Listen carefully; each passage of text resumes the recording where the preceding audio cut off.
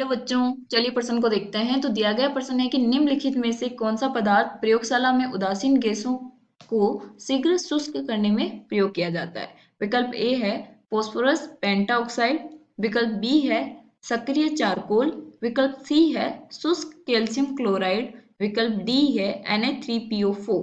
तो हमें बताना है कि इनमें से कौन सा पदार्थ है जो प्रयोगशाला में उदासीन गैसों को शीघ्र शुष्क करने में प्रयोग किया जाता है।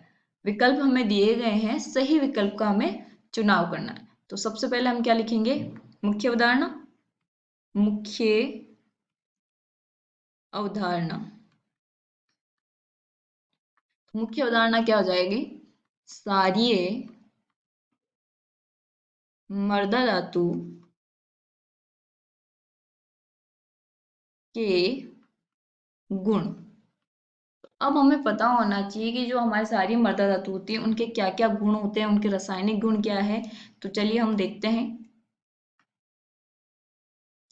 तो यहाँ पे क्या बोला गया है कि प्रयोगशाला में उदासीन गैसों को शीघ्र शुष्क करना है। उदासीन गैस है हमारे पास, उदासीन गैस, उसको हमें क्या करना है? शुष्क करने के लिए। तो यहाँ पे हमें क्या क्या दिए गए हैं? फास्फोरस पेंटाऑक्साइड है, तो ये हमारे क्या है? फास्फोरस क्या है? हमारा अधातु है। पी ब्लॉक जो हमारा 13 वहां वो है, तो वो वाला इतना अच्छे से शुष्क नहीं कर सकता, तो वो जल्दी और अच्छे से नहीं करेगा, तो वो नहीं होगा। सक्रिय चारकोल करता है लेकिन वो ज्यादा अच्छे से नहीं करेगा, तो ये भी नहीं होगा। अब यहाँ पे शुष्क कैल्शियम क्लोराइड है, तो शुष्क यहाँ पे क्या बोला गया है कि शुष्क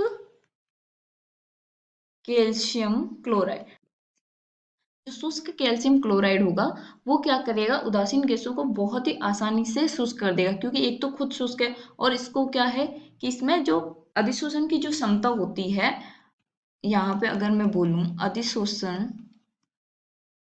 की जो क्षमता है वो ज्यादा होती है बाकी की तुलना में। जितने भी हमें यहाँ पे उदाहरण दिए गए हैं उसमें यहाँ पे N3PO4 वो भी नहीं होगा।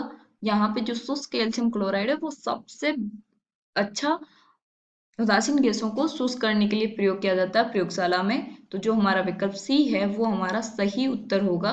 आशा करती हूँ आपको समझ में आया होगा। धन्यवाद।